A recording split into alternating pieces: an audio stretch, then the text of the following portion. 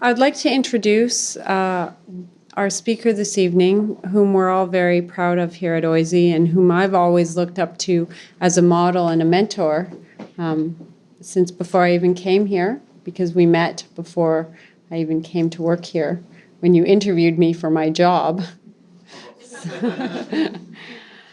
Professor Jean-Paul Restoule is a member of the Anishinaabeg Nation from Dokies in mid-northern Ontario. He's an OISE graduate and a professor of Aboriginal education here at OISE in the Department of Leadership, our departments have all changed, so I don't know what they are anymore. Department of Leadership, Higher and Adult Education. He's been co-chair of the Indigenous Education Network for 7 years, and he's been teaching Aboriginal issues at the post-secondary level for 12 years. He co-founded SAGE Ontario, which is a peer group for graduate students whose research involves Aboriginal communities. And he's an original member of the OISE working group to infuse teacher education with Aboriginal perspectives, and that project is called Deepening Knowledge, Enhancing Inclusion. He's contributed to research on Aboriginal identity, HIV prevention, messaging in Aboriginal communities, access to post-secondary education for Aboriginal peoples, and curriculum development with Aboriginal perspectives. I'd like to invite Professor Jean-Paul Restoule to deliver tonight's keynote presentation.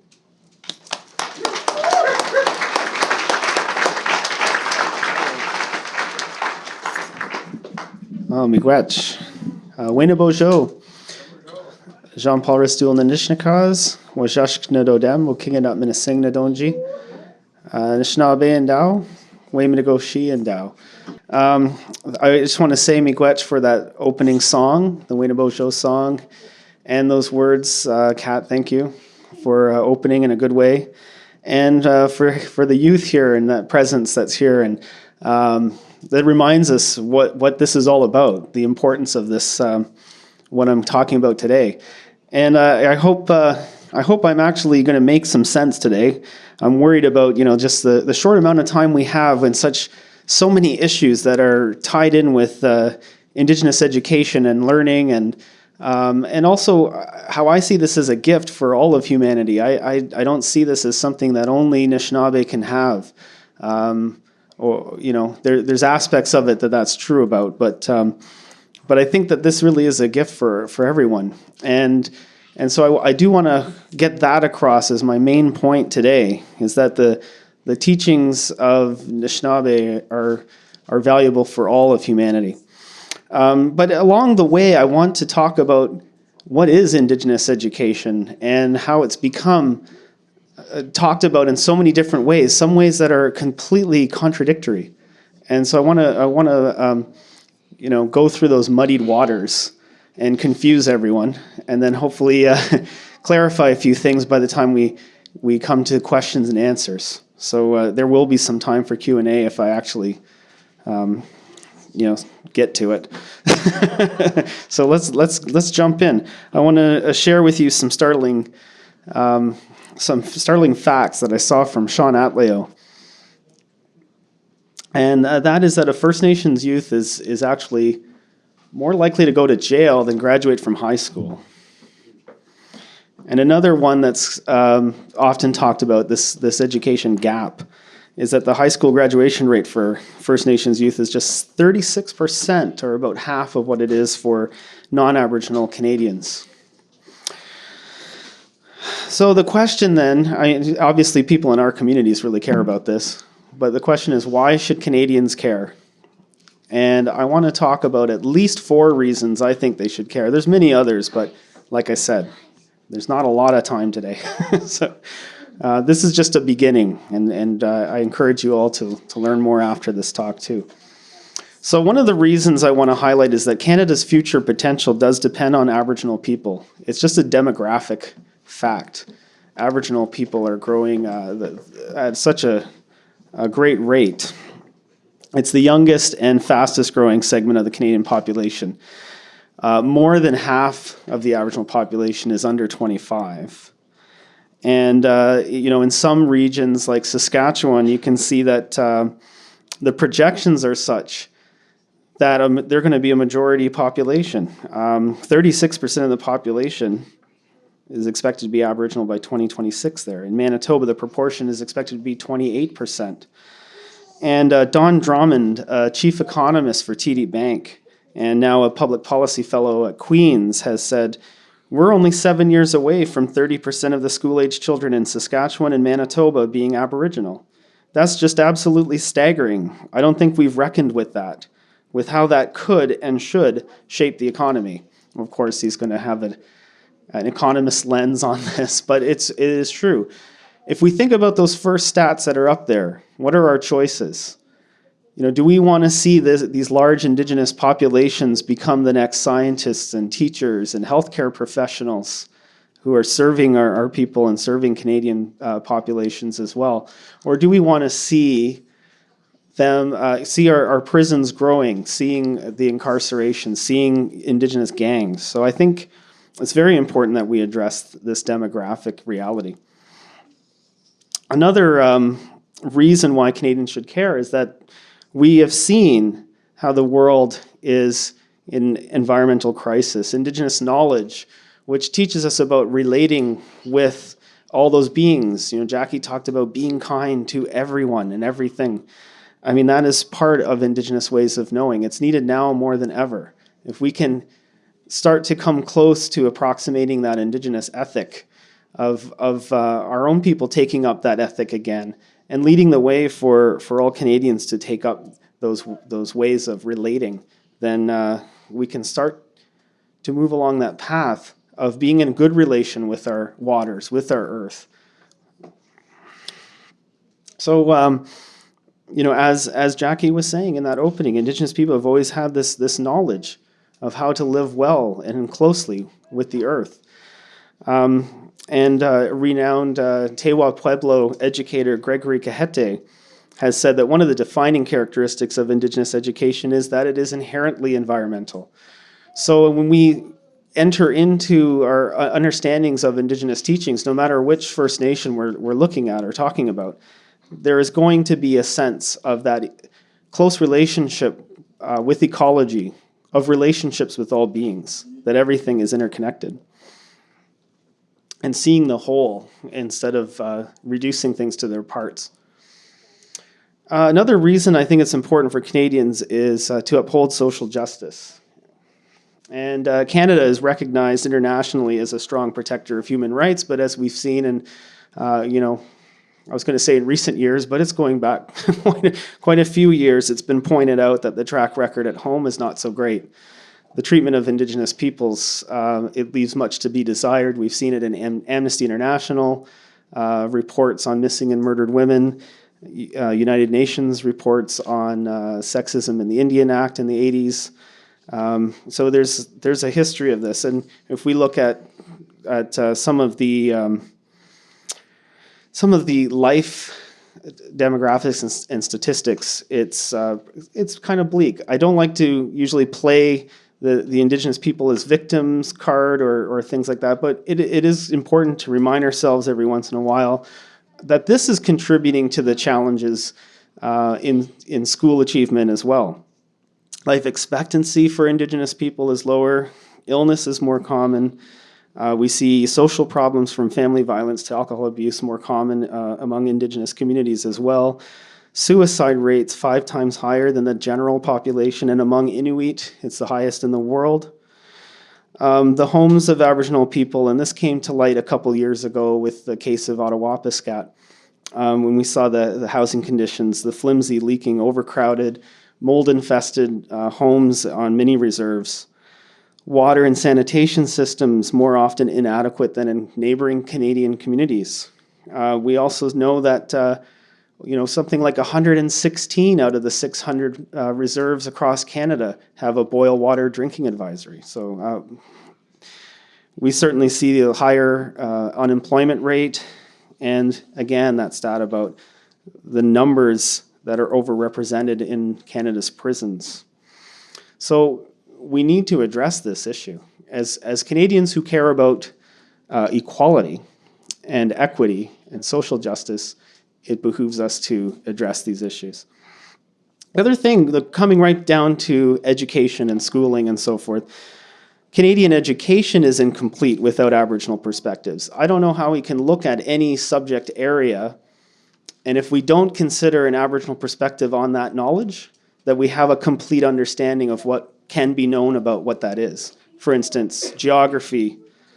I mean, how do we understand geography without an understanding of the original peoples who lived on that land and what their relationship to that land is? Understanding history, certainly incomplete without First Voices and Aboriginal perspectives on that history. I mean, the history of Canada starts, with Indigenous people and the encounter, and the birth of the state requires the removal of Indigenous people. So we need to study that. We need to understand that as part of history. How can we understand environmental science without another way of looking at, what is alive, what are relationships between living beings and things? Art history. We could go on. You'd think of any disciplinary subject. And how we teach it in schools, if we're not including an Aboriginal perspective on those things, is it a complete understanding? I just want to add in there too, it's not just education and schooling, but policy and legislation. If we're not consulting with Indigenous people, are we really including everyone in those decisions that are going to have an impact on those peoples? A couple more things to say about education. I get this sometimes from teachers in the teacher education program. This isn't really important because I'm not going to be, teaching on reserve, or I'm not going to be in a community where there's a lot of Aboriginal people. Well, there's been some studies done, and we see that 92% of elementary schools and 96% of secondary schools across the nation have Aboriginal students within them. So we're encountering Aboriginal students in those institutions, whether or not we recognize them. And that's one of the things we have to address too, is these stereotypes we have about what an Indian looks like. And so they're there, obviously, they are present. And this is an undercounting, I think, too, because we have such an issue with self-identification and counting of populations for various reasons, which I won't get into now. And we see some of these stats too about the dismal opportunities there are for teachers who want to learn more about Aboriginal issues, what kind of professional development is available for them, whether that's, AQ courses or cultural support programs. 51% of elementary schools, 41% of secondary schools offering no opportunities. And I would say in the places where it is offered, it's probably quite slight. Another thing too, we look at some of the rates of, diabetes and obesity and related illnesses, and then we see that elementary schools with more Aboriginal students are half as likely to have health and phys ed teachers or music. And we also know that arts-based learning is an important part of how Indigenous people learn. All people, really. I'm getting to that. So the First Nations education landscape, just want to put that out there as well. We see that these numbers are growing all the time. So 250,000 school-age First Nation children in Canada, and 143,000 of them on reserves. So you do the math and you can see that there's a sizable population off reserve as well. 64% of First Nation students attending 515 on reserve schools. So when we heard those recent announcements about the First Nations Education Act and the kinds of funding that would be available, which it's not clear whether it's even new funding at all. When we think about these kinds of numbers, and we got to divide those numbers, right? Like we got to divide the 1.25 billion that's going to these on-reserve schools by this many schools, which have serious infrastructure problems and so forth. It's actually not a lot that is being offered. I want to skip ahead a bit to get to, because I'm saying First Nations education and Aboriginal education, and I want to problematize how this term gets used. But before that, one more thing about the control of education by First Nations people. I'm going to get to this in a bit too. If we look at the graduation rate of government-run schools, the graduation rate has not really risen above 35% in the last 8 years, 10 years, almost 20 years. Wow, I feel like I'm getting old now. Conversely, the Mi'kmaq Ginamatnawe schools, which started in 1999, I want to say, in Nova Scotia, this is where there was some delegation of responsibility to the Mi'kmaq school authorities. And there were 9 partners when they started, and a couple more have signed on since then. We've seen that they have graduation rates above 87%. This is where they're introducing language and culture into the teaching in the classroom.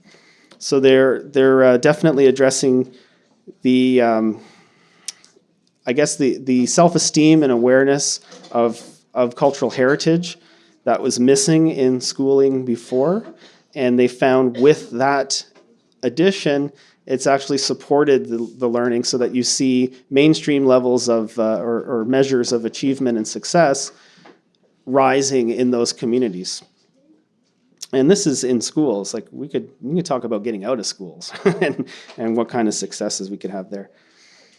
So Myra Laramie, we're talking about some heroes here, from Manitoba First Nations Education Resource Center and a principal of Children of the Earth School in Winnipeg. She has said Aboriginal education is a concept that may be characterized by the currency of its usage more than any consensus as to its meaning and practice. And this resonates with me because I've been hearing this a lot lately, especially since the Ontario's First Nations, Métis, and Inuit policy framework came out in 2007. Everyone is asking, how do we include FNMI? How do we include that? How do we do FNMI? And I keep hearing FNMI, FNMI. And we still haven't really defined what it is. What is Aboriginal education? I would just want to go through what I think is a quick history. Maybe you won't think it's so quick, but of this that I've put into this wheel, I actually borrowed or stole this from the Royal Commission on Aboriginal Peoples. So in the early 90s, the Royal Commission was tasked with looking at just about every aspect of Indigenous life and the relationship to Canada. And they looked at health and justice and education and elders and youth and women and just about any kind of issue you could think about that affected Indigenous people, they studied it. And it was community-led and Aboriginal researcher-led. So there was a broad surveying of Indigenous perspectives, so it felt also very meaningful, grassroots, and community-based in a lot of cases.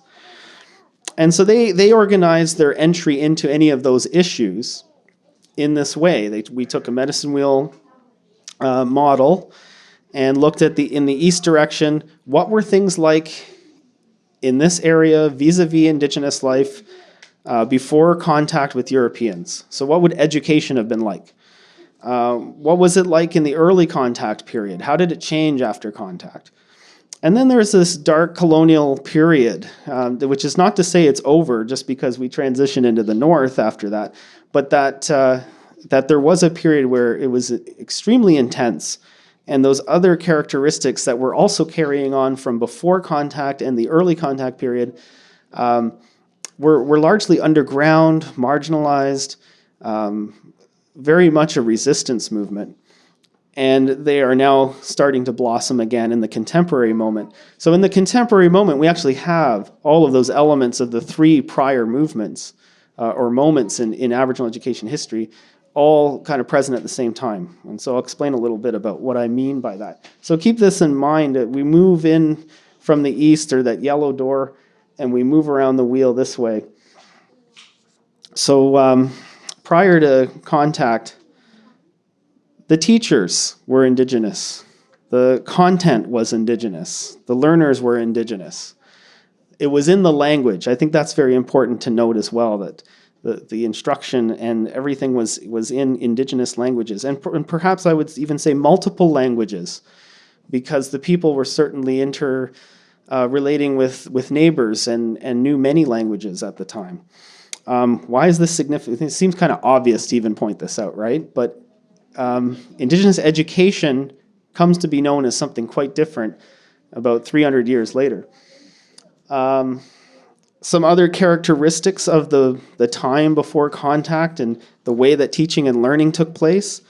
A simple way to put it is the community and the environment were the classroom. Not like a literal classroom, but that's where learning took place, on the land and in relation to others in the community, whether they're human or more than human beings. Teachers were the extended family, so you learned from your aunts and uncles and grandmothers and grandfathers.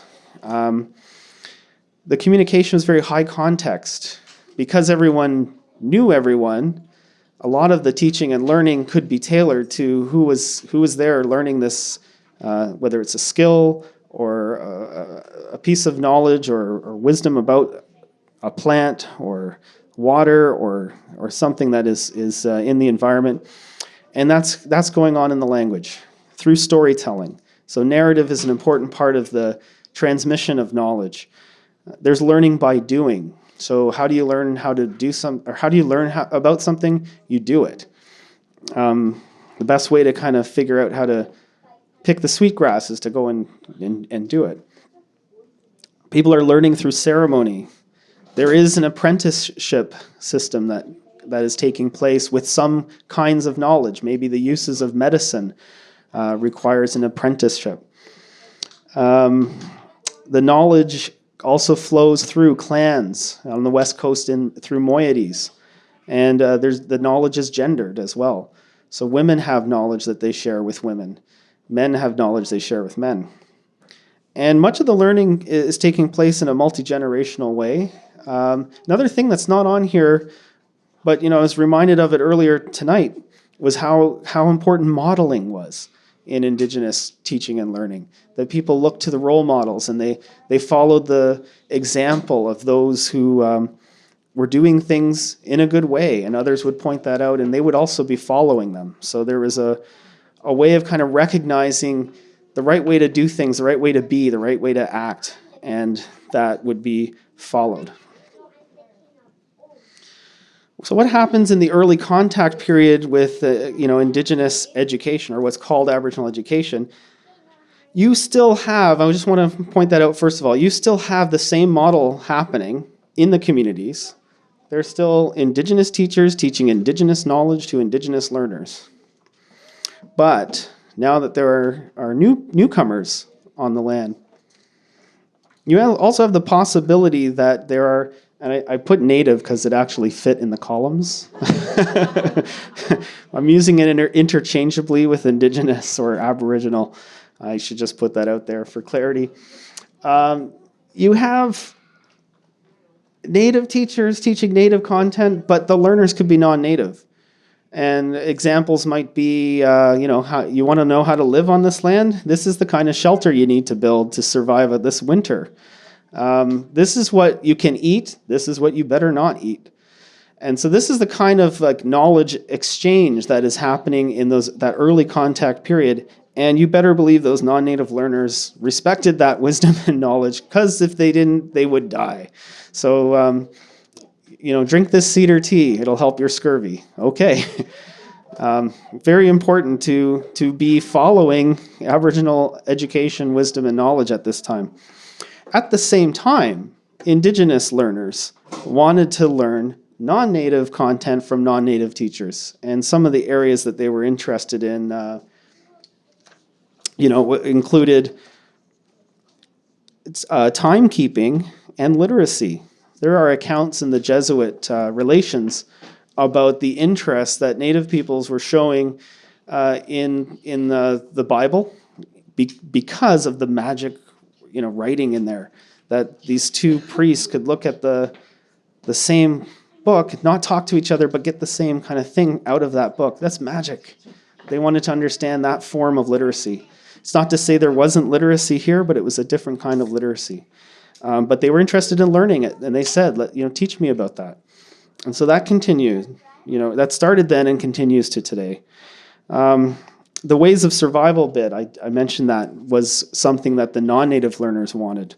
So there was that exchange going on.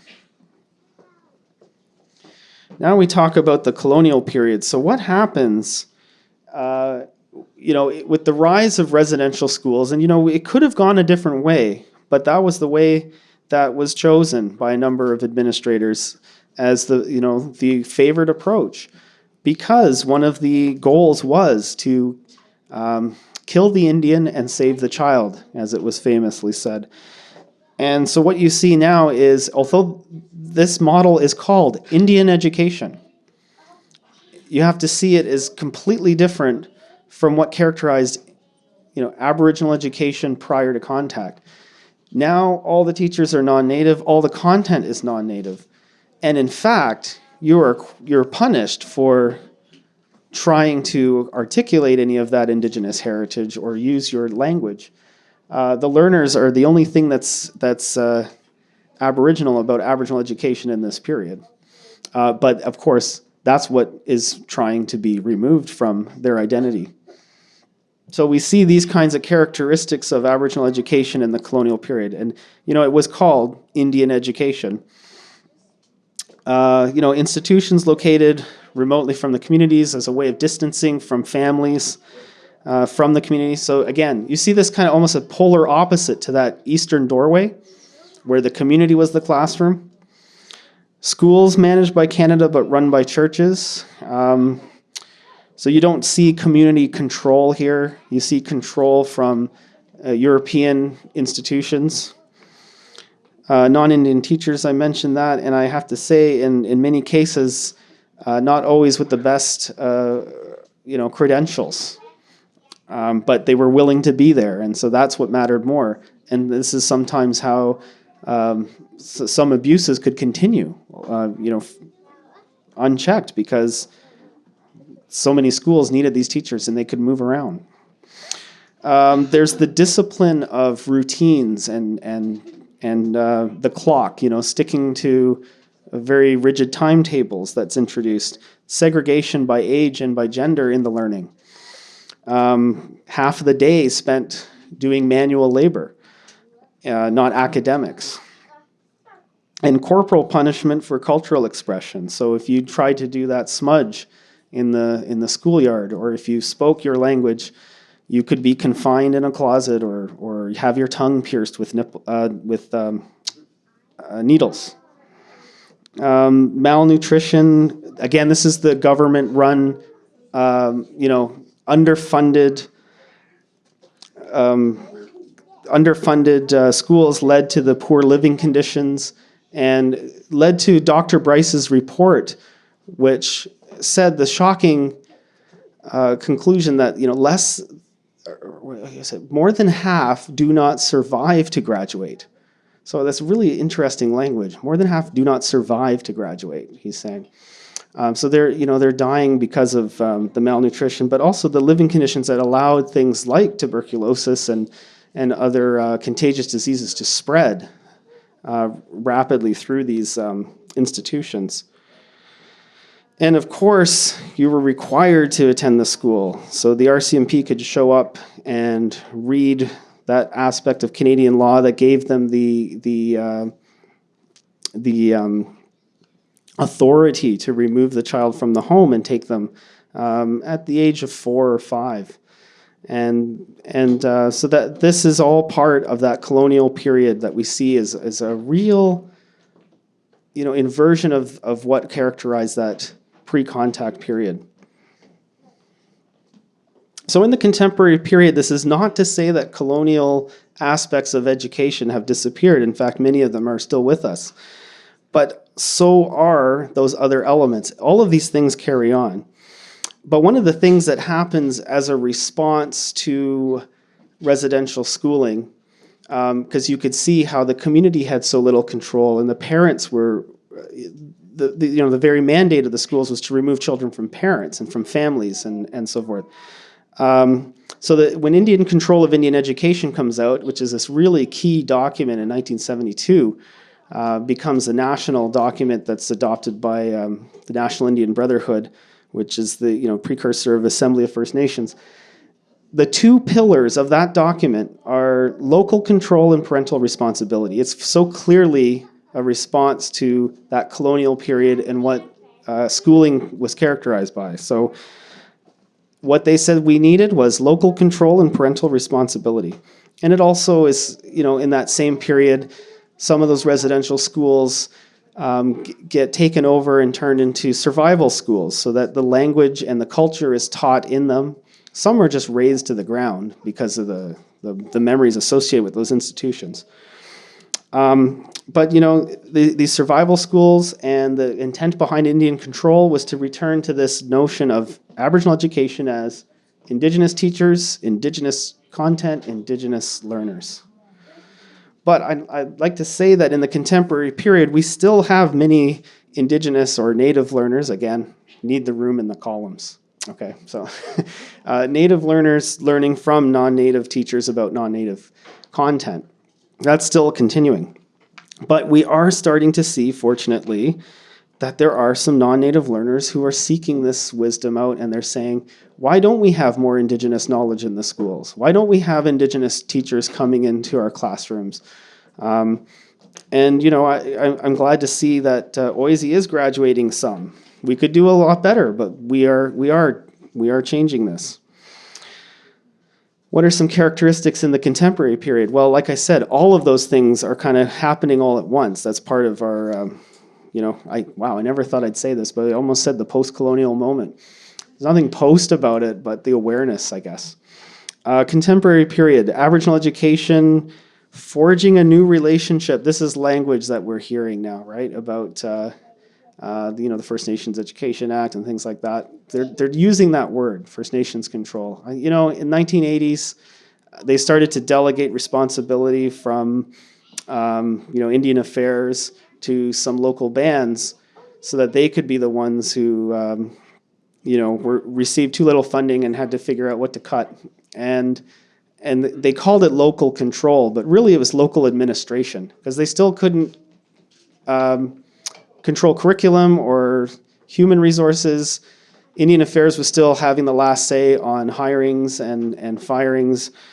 That word control, just like how residential schools are Indian education, it's very Orwellian, I guess.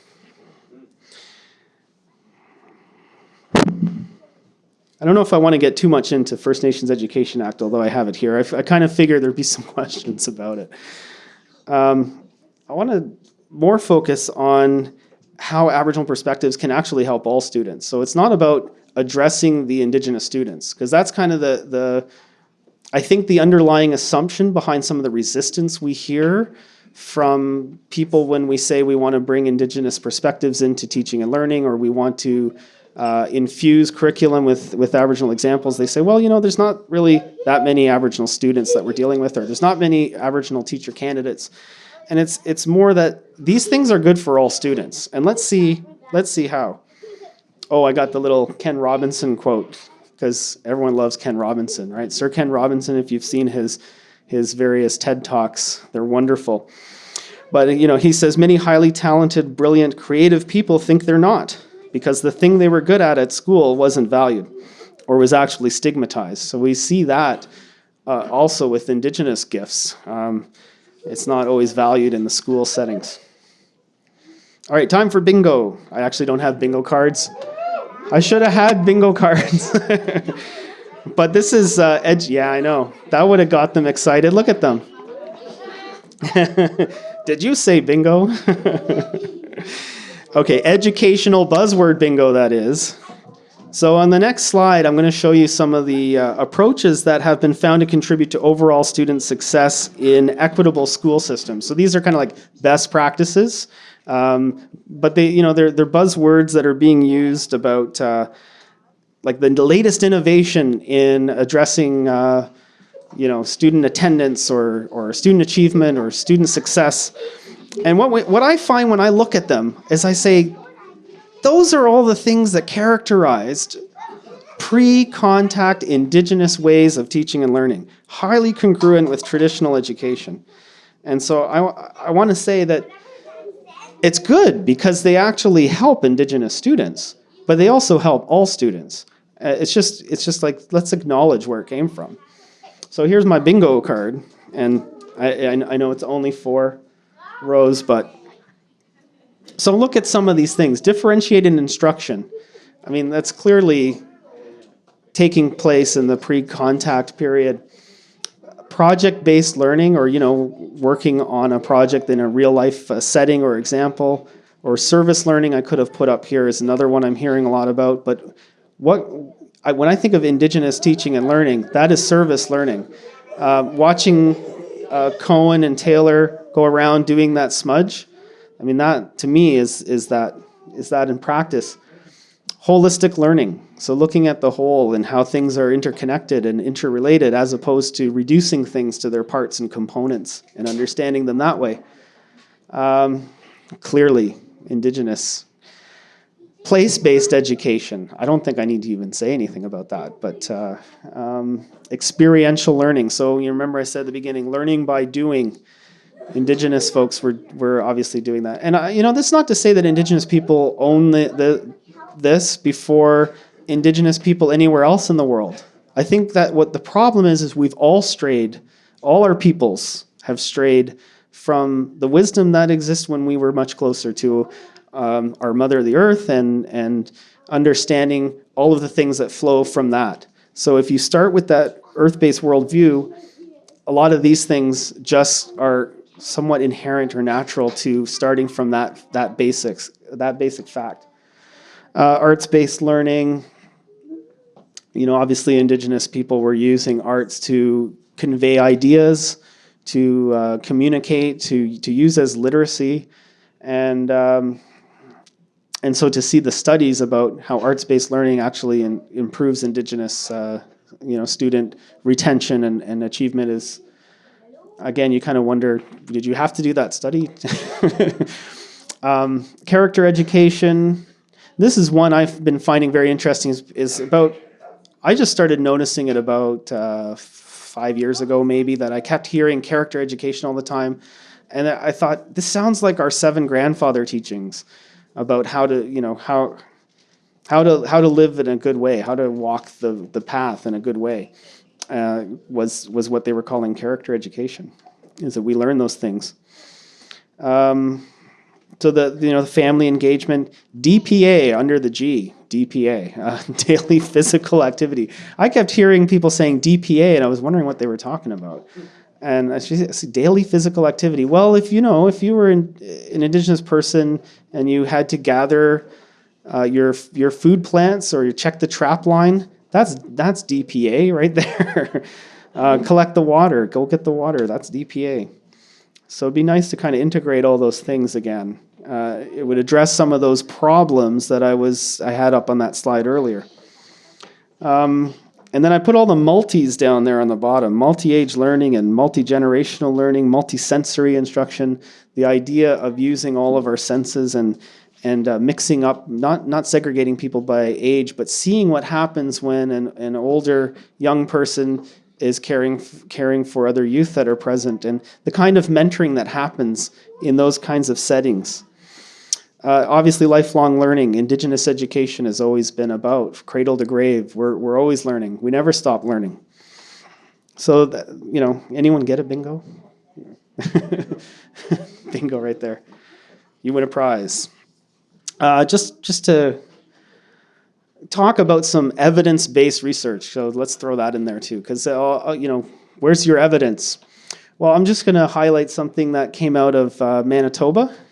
Kanu is a a teacher there, a teacher of other teachers. And so she looked at her teacher education program and their attempts to reach Aboriginal youth in schools. And she worked very closely with Aboriginal teacher candidates. And so some of the things that they found that were characteristic of Aboriginal pedagogies in use and in place in the school settings, as well as desired by those teacher candidates themselves, was to hear stories. So stories as a teaching method. There's a gentleness about stories. There's a wholeness about stories. And you always take away what you're ready to hear. The use of sharing or talking circles as a way of learning from each other and horizontal learning, taking the top-down approach that certain forms of schooling take, and giving that power to the students to learn from each other, but also to relate with heart.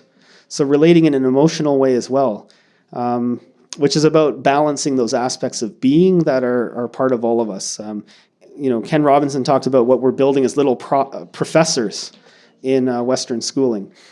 And certainly for Indigenous people, and we're looking at holistic learning, we have to address the heart. We have to address feeling. We have to, and I think this bullying thing that we see so often, if we knew how to work better with our emotions and communicating with each other, this would be something that we'd be addressing through that as well. Scaffolding was an important part that they talked about. Being on the land. So we see this idea of immersive land experience as something that's very valuable for Indigenous learners. First voice, guest speakers, hearing it from a diversity of people and their experiences. And making it alive, so it's not just learning from books and texts and so on, but having those people physically present. And activities that accommodate multiple learning styles. So, under the B, opportunities for student decision-making and problem-solving. So I'm filling up my bingo card. We should play full card here. And Kanu found a bunch of ways to create a positive learning environment. So a lot of openness so that students can speak honestly with one another, encouraging them to listen. So that's an important thing, that the reason we were smudging too is to open up that listening space. And fostering a sense of belonging and community, of course. Making sure that students feel safe. Cultural safety, such a huge issue for the students in Kanu's study. And they talked about different ways teachers could respect them. Can they respect when students are silent, for instance? It doesn't necessarily mean that they're not engaging or learning. Opportunities to counter stereotypes. We kind of have to start there a lot of times because unless you get past and through those stereotypes, they're always sort of operating in the background, whether we want them to be or not. So you're putting them right out in the open and discussing them. And helping students to explore themselves and their values was very important for them. So we see that where she did this 3-year study of these different schools in Winnipeg, that these same kinds of ideas came out that were characteristic of the pre-contact learning, teaching styles of Indigenous peoples across this continent. And I just want to end by saying, isn't this the dream educators have for all students, not just our Indigenous students? It's something we crave for all of them, that they're respected and heard and have opportunities to engage with their values. And aren't these the conditions that could facilitate better learning for everyone? So I'd say miigwech, thank you. And I have Deepening Knowledge's website up there in case you're looking for teaching resources, you are a teacher, or you have someone in the schools and you'd like to make them aware of this work that we're doing, where there's still so much to do, but I welcome your questions. Miigwech.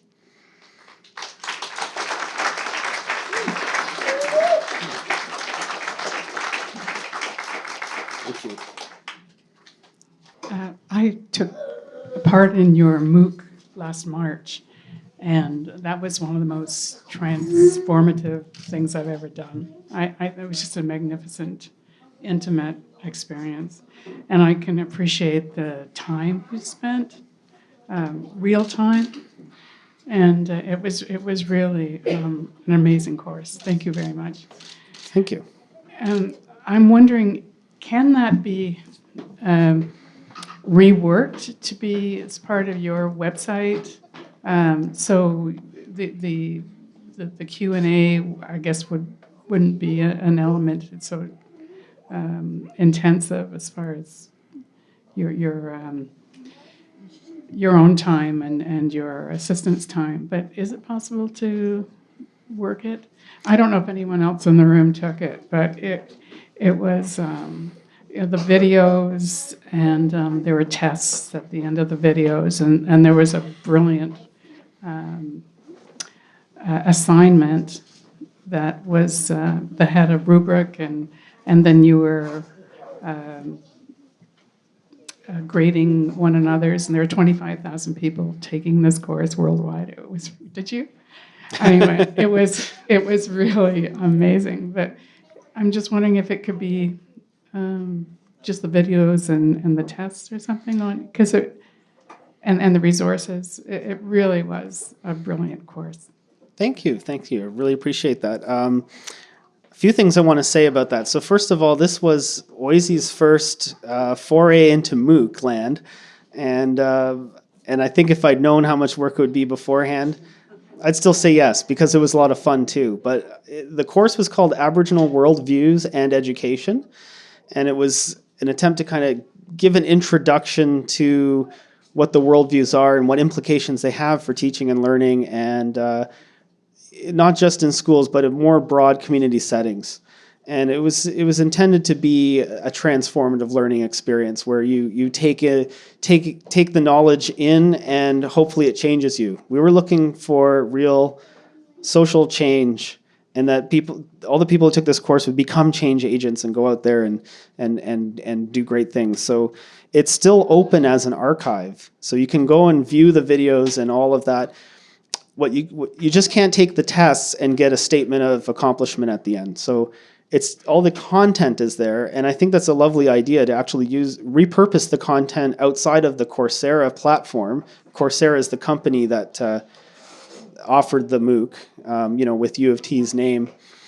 But you're right. I mean, when I first said yes, I thought this would be perhaps the beginnings of something we could use as a mandatory course for teachers at OISE. So we might still be able to use parts of it for that. And to put it on the website's a great idea. I don't know why we didn't think of that sooner. The other thing I want to say about this MOOC is it was a lot of work. You did acknowledge that. But it wasn't all my work. It was the work of people who are in this room. Like, Neil and I were talking. He's behind the camera right now. He did all the great production on that MOOC, all of his, video and shooting and editing. So that's a part of why it was such good quality. And of course, the teaching assistants and our technical support of Education Commons at OISE, wonderful people working at it. And of course, one of our special rock star guests, Dr. Suzanne Stewart, who was there for week two. Who was there? And so we did that too, because I started thinking people are going to get bored just seeing my face all the time. We got to bring in people who know stuff. And so I brought in Suzanne and many other guests. So we tried to shake it up a bit, and we had YouTube videos of my heroes. I thought, if I was taking this course, who would I want to hear from? And I thought Winona LaDuke and Jeanette Armstrong, and let's see, Oren Lyons. Let's see what they've said online and put them up. And if we had more time, I think we would have also gone out and seen more people in Toronto's Aboriginal community that we could bring into that work. So there is always that thought in the back of the mind, like, how would we run version 2.0? And if we ever find the hours and can get us all together again, we'll do it. But thanks for that idea, because I really do think we can repurpose that stuff, and we should. We did a lot of work on it. We should extend it out. But more people have signed up since it became an archive than actually completed it in the first running from February to March of last year.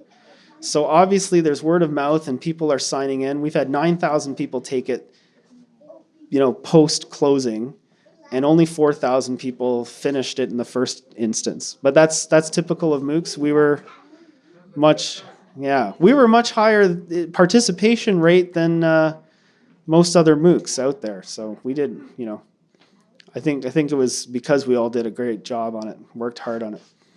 How do you get to the archive again? You'd have to go to coursera.org/Aboriginal Ed. Or if you just go to if you Google Coursera, and that's spelled like course, R-A, Coursera is the company. If you go to Coursera and then just do a search for Aboriginal, I think we're the only Aboriginal MOOC. So I think there's another one coming from UBC, Dr. Jan Hare. So look for that one. Maybe that's 2.0. I'm gonna send a message to everyone who took our MOOC to go take Jan's, because then they'll get more. Yeah, Anishinaabe represent, right? Okay. Hi, thank you for your talk. It was really helpful and enlightening. I was really interested in your list of Aboriginal pedagogies, and I really like the idea of teachers respecting student silence. And I'm wondering if you could sort of expand a little bit on how we can promote teaching and learning through silence. Oh my gosh. Kind of on the spot here. I think part of it is getting better as teachers to be quiet sometimes. I think we always want to fill those silences. I know when I was first teaching and I would ask questions, I wouldn't wait long enough for people to think about it and then answer. It would just be like, what? No one? But you got to give that time, and the time just seems so much longer for the person who is up there at the front of the room. But if you can take that time and just sit down, relax, someone's going to fill it eventually. And also use some of those methods like Circle, which allow for people to express themselves at their own pace, or to not express themselves if they choose. Right? There's rules and protocols to those ways of sharing that work better with that kind of silence. And I've seen some people trying it out who perhaps aren't they haven't been using it for very long. For instance, like some of the young teacher candidates at OISE are encouraged during the practicum to take up some Indigenous topic or pedagogy, and some of them will try out Circle for the first time in one of their 5-6 weeks placements, and they're amazed with how well that works when they are not skilled facilitators of that method yet. So it's amazing how well it works. And I think also just being very aware of how our evaluation and assessment kind of rewards those people who talk a lot. But there's ways of seeing that active engagement, other ways of recognizing people are processing, even if they're not standing up and speaking in front of everyone all the time. Yeah, I don't know if that helps, but. Hello, thank you so much for being here. Michelle Biggers, Métis Descent, owner of Whole Fitness Canada. I thank you very much for your sharing. We've been asked to present at the Aboriginal Physical Activity Conference coming up next week. And for people like myself who have put together a learning and apprenticeship and employment program for First Nation and Métis communities, what would you suggest, and what would you see as a solution to empower more of us as individuals to garner strength so that we can give back that empowerment to the First Nation communities as entrepreneurs and businesses outside of the reserves? I may be nitpicky on your language or something, but we don't have to give back the empowerment. They have it already. It's already inside them, right? Mm-hmm. So it's getting out of the way and letting that shine, or giving the support to let it shine. Ideas for... Can you repeat that question? Yes. Yeah. For those of us who have some background or Métis descent as entrepreneurs who have businesses or programs that will support and educate First Nation communities, such as the one that we've developed with a 3-week healing program for mental, physical, and spiritual wellness, and then a 3-week apprenticeship and employment program which is sustainable within First Nation communities. What would you like to see happen with those of us who have created these programs so that we can have a stronger presence in First Nation communities, so that the First Nation communities can sustain that and educate and heal themselves and then rise up to be tenders of the earth as we're meant to be? What would be the solution to making that, bringing that awareness to a greater populace so that we have the support that we need, even on a corporate level? Yeah. That sounds amazing in the first instance, and that just keeps growing. I do think there have been these divisions that have been put through, like Métis and First Nations people, I think since the 70s and 80s, and at the lead up to the constitutional talks, that became a way of kind of, you know, as the organizations were talking about which identities would be included as Aboriginal peoples in the Constitution, Métis and non-status Indians who traditionally kind of campaigned together to attain the same kind of recognition of rights as status Indians, were kind of split when Métis were named and Indians were named, but Indians was assumed to be status Indians. And so you saw this wedge kind of divided between the Métis and non-status Indians, and the government has, I think, been using that distinction very conveniently for many years to say, well, until you guys know who represents you, we're not going to deal with you.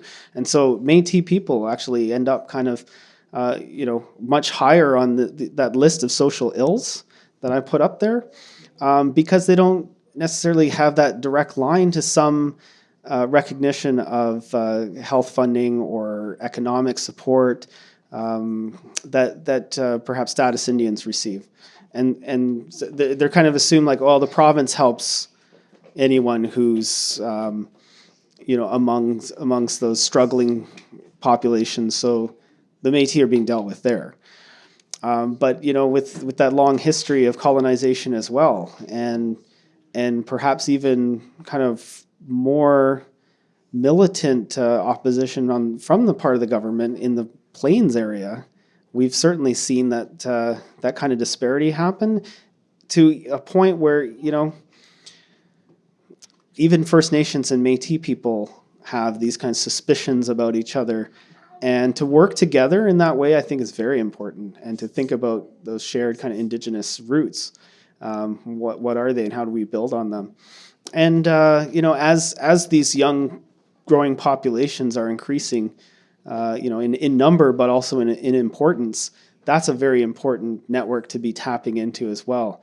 And the youth have some really great, social entrepreneurship and economic entrepreneurship ideas that, we should be supporting and tapping into as well. I think there's so many different kind of social media opportunities as well to spread word and to put good ideas out there and to engage in communication and talk, which is how we overcome some of these, legacies of the past that are there, and the big elephants that we don't always talk about. And it's kind of an ugly thing sometimes too, that the way that we do that violence to each other and keep one group down as we compete for the scant resources that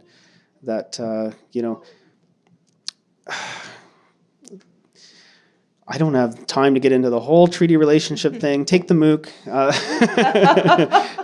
and kind of understand how that happened. But what was promised in treaty was taken away with Indian Act and other legislation, and it's helped to create those divisions we see today. And if we understand that history better, then we know that we can also challenge it.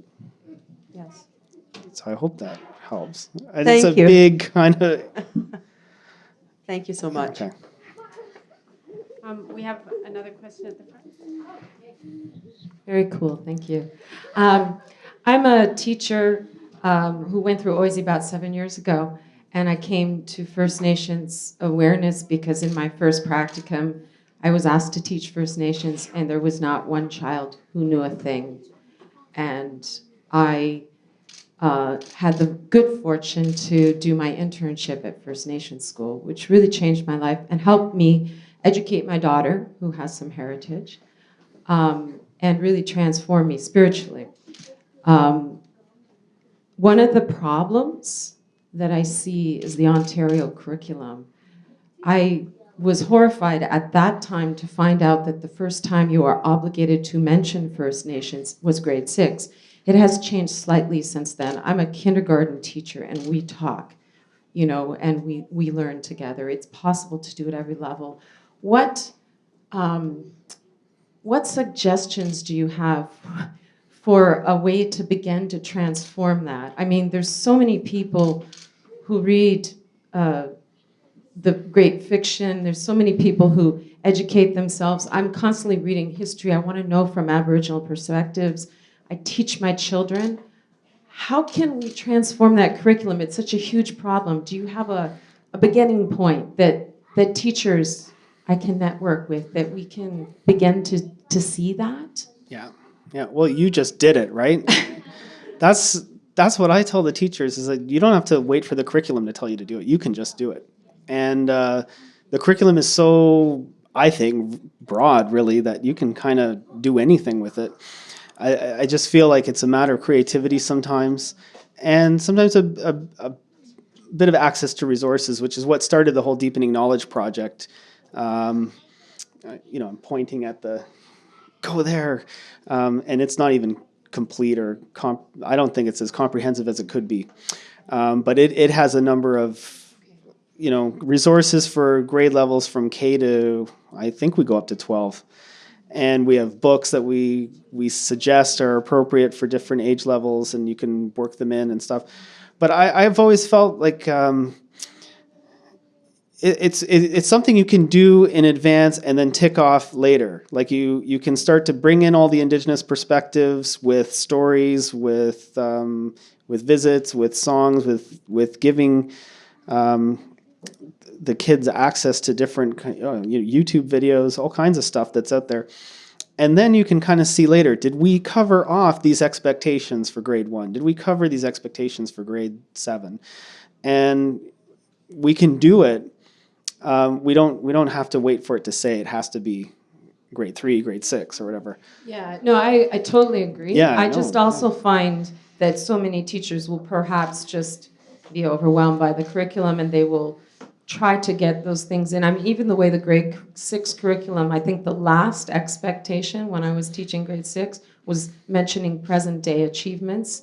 Whenever I teach it, I put that first, and then we work back. So I don't know if there's any way that we as real people with busy lives could start to affect change, but I think it has to happen at all levels anyway. Like, I think we can advocate for change in the curriculum, but we also don't have to wait till it's there. We can be making the changes in our classrooms, in our own practice.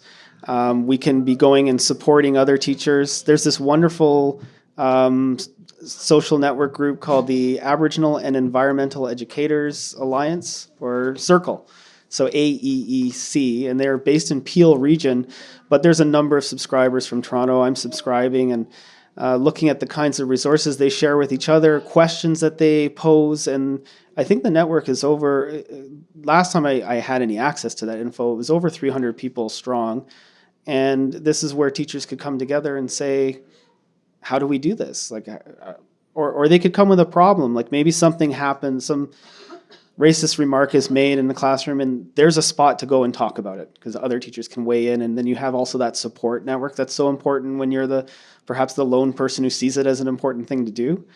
I know a number of teachers who were like the only one in the whole school that was bringing it up, and the principal was like, why do you care so much about this? And that support is so important from the leadership, so I'd like us to be addressing that admin leadership as well.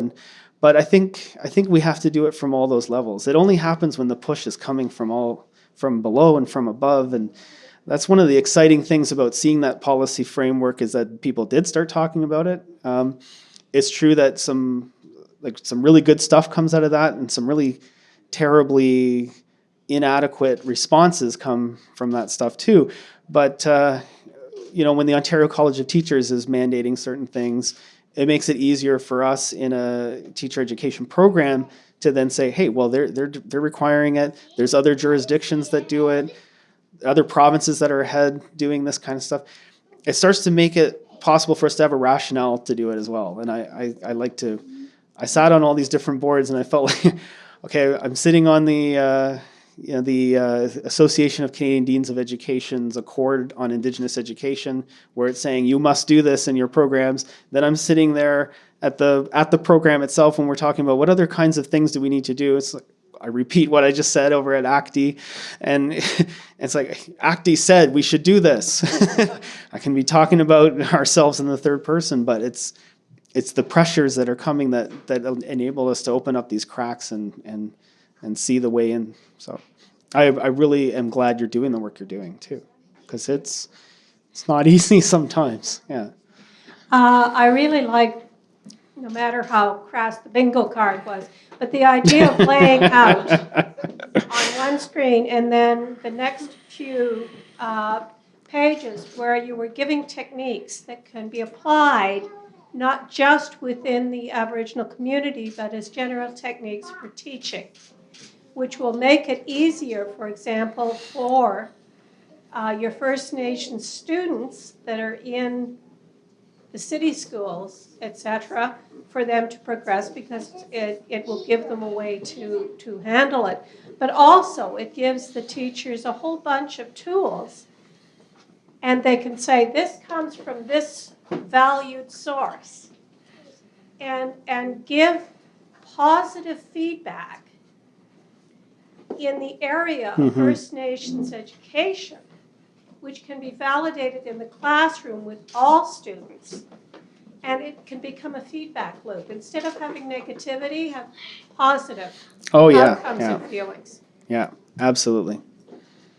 I think too, I don't know if I said it tonight, but that the learners have to see classrooms as a window and a mirror, right? They have to be able to see the world that's out there and understand it.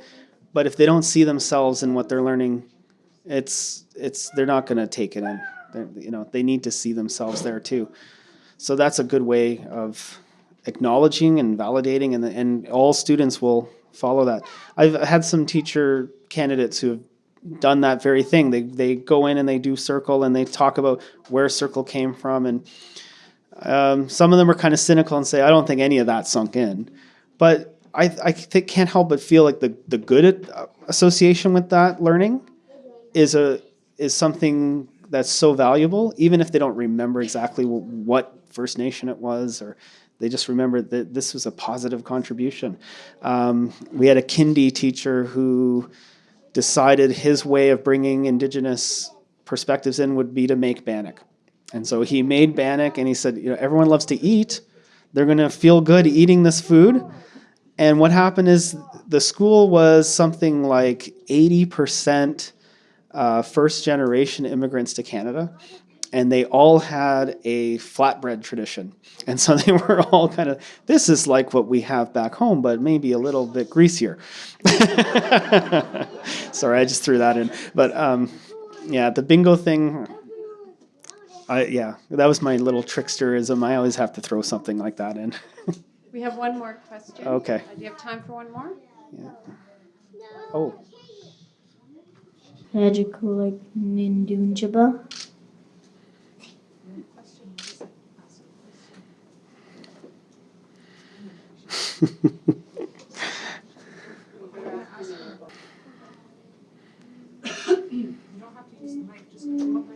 Yeah, come.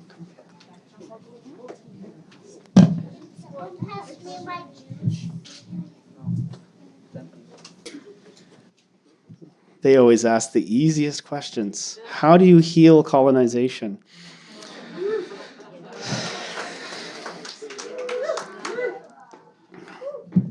Oh, man. Okay. Well, it's going to take as long to heal as it took for that process to unfold. So when people say things like with residential schools, why aren't you guys over it? Get over it. Move on. You got your apology.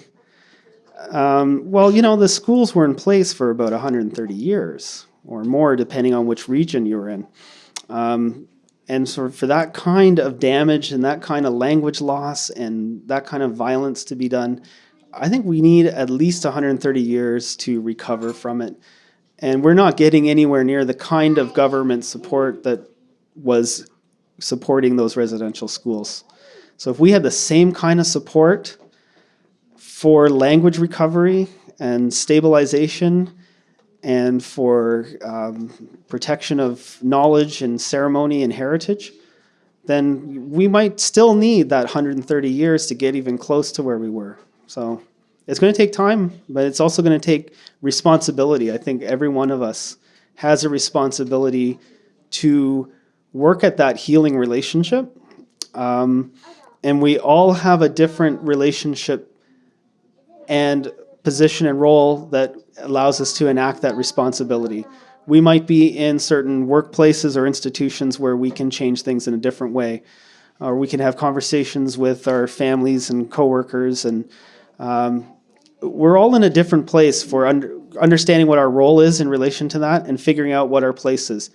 It takes a long time to figure even that out. I mentioned Greg Cahedi's name earlier, Tewa Pueblo educator. He says Aboriginal education or Indigenous education is finding your face, finding your heart, and finding your foundation. And I think that's true of all of us. We have to find what our heart, our face, our foundation is. Then only then can we know what change we can make and what contribution we can make to healing that colonization that's been such a part of the relationship between Indigenous people and the Canadian state. But like I say, it's up to you. And we'll find out what our responsibility is, what our role is. So, Chimigwech for that question. Well, I'm looking at you because I don't know where he went. But I know that the apple doesn't fall far from the tree. And yeah. Bonjour. Bonjour, Scarlett Nadejnikai, Toronto Nadunjaba. I think Native schools should be about the Native cultures and the second grandfather teachings. And yeah, that's what I think Native schools should be about. Thank you. Right on. We'll see Scarlett Rose up here giving her talk soon.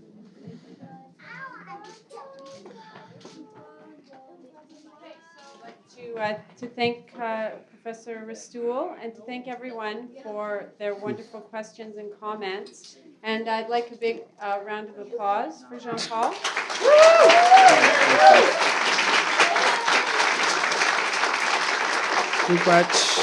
Thank you. Now we're going to turn to our elders to do our closing ceremony. So we're gathering our little ones together. They're gonna put something out from the heart for us, and that's where everything starts. And I want to say there's a lot of things that come out of what Jean-Paul says, and these things aren't new. These things are really ancient. They've been with us since time began. This is the way that all Indigenous peoples everywhere in this world have learned. This is the way these little ones are learning. If you watch, anybody have children besides me? So what do they learn when you're at home? They learn absolutely everything you do. They imitate you. Sometimes it's embarrassing. But they learn to do everything that we do. They watch everything they watch. And I guess to try and switch that off somewhere in the colonial school system, with all due respect to the building we're in, of course, but trying to switch that off doesn't work. And even myself, my family, we still learn this way. We find something interesting. We're really interested in learning it. If the person teaching it is doing it with a passion and with their heart, we're really interested in learning it. And that's the way things transpire. That's the way passion is learned. And that's what drives us through life. And that's what we need to get through life with, a passion to do something. I had a thought, too, when you were talking there about how long it would take to heal this from colonialism. Recognizing that a particular group did apologize to what they did. I have my views on that. But after 130 years, it better be a seriously long, involved apology. But there's another thing that's still happening. Colonialization, that ongoing oppression, it hasn't stopped. And from the words of one of my friends when we were at a panel a while ago, he goes, I'm not about, we're talking about forgiveness. We're talking about how things come together. And a lot of people were talking about what they went through. There was a Japanese person that had been in the internment camps. There was a Jewish person. I don't need to explain that. There's another person that had suffered through a tragedy in their family, put onto them by somebody else. But forgiveness? Forgiveness is something you give once somebody stops doing something to you, not while it's still happening. And until this stops happening completely and totally, until colonization ends everywhere in the world, I'm not about to say I forgive anybody. So that's not being mean. It's not being wrong. Just if somebody's hitting me, I'm not about to forgive them until they stop hitting me. So and it's not harsh words, just real words. That's the nature of life, actually. There's a few other things. We're going to sing a song, but something my sister. It's because Mishomis is a term of recognition, I switched to that. But we're actually blood related, too. That's the interesting thing. I wanted to recognize this spirit plate that we made at the front. We went around before a lot of people came here. We took a little bit of everything from all those plates. We put it all together, and we said some prayers over it. My little boy smudged it. We took it over that smudge and blessed that plate. And that plate is for the spirits, all the ancestors that have walked before, all the ones that have come before us, all the ones that have passed on, all of our ancestors, not ours, not just ours, but all of our ancestors. What it is taking the time to recognize the pathway they've left for us, the footprints they've left for us, all those things they put together for us to make it possible for us to look and go, this is what I should do.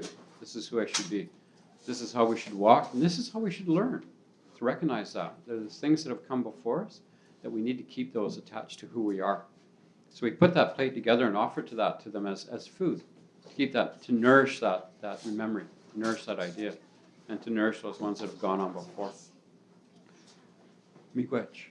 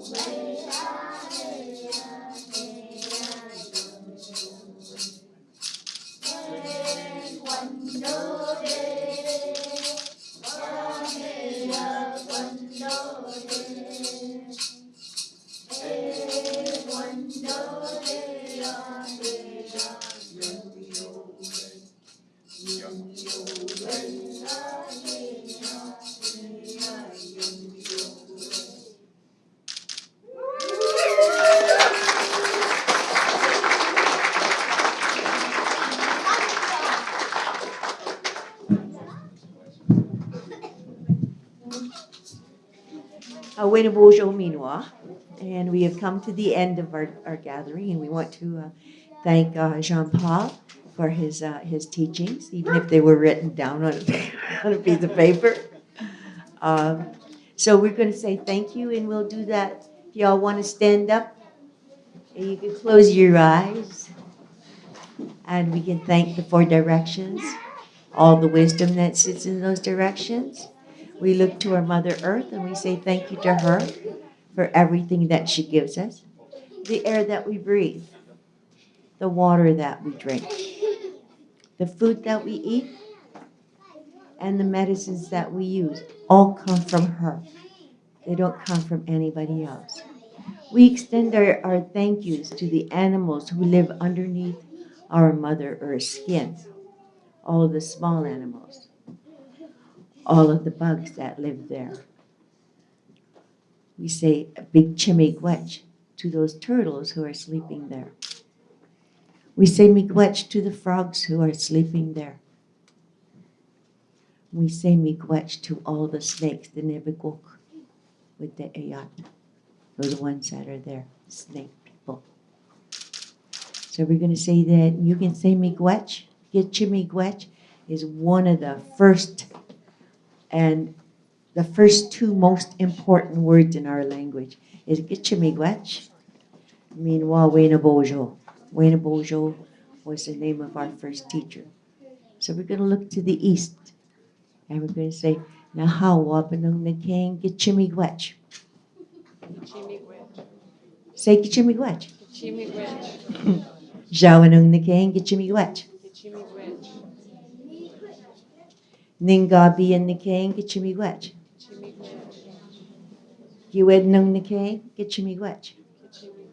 Dodomake gitchimigwech. To our beautiful Mother Earth. Name yingayaje gitchimigwech. We look to the sky world and we say gitchimigwech. To the northern lights, bawas no de. To the beautiful thunderbird scarf, Nimkinap Kawagan, the rainbow. And to the warrior's road that surrounds our universe. It is as far as the old people saw in the long ago time without telescope. We knew it was there. We knew that's where our strongest people walked, and we could go and see them in the nighttime. So we say, Ahaw, Mishom Sanonik Nog Misnonik, with the Amadbieg, Windani Maknodinon. Gitchimigwech bin Yamampi. Chimigwechki not the Moshnod, Kiwitok Mishnan, Kijavana Mishna. Nahaw, Javana Mishnan, Jamanado, Javana Mishna. Hi, Javana Mishnam, Jamanado, Javana Mishna. Hi, Javana Mishnam, Jamanado, Javana Mishna. Hi, Javana Mishnam, Jamanado, Javana Mishnam. Nikonigana, Nikonis Kinago, all my relations. Miigwech keeps into it.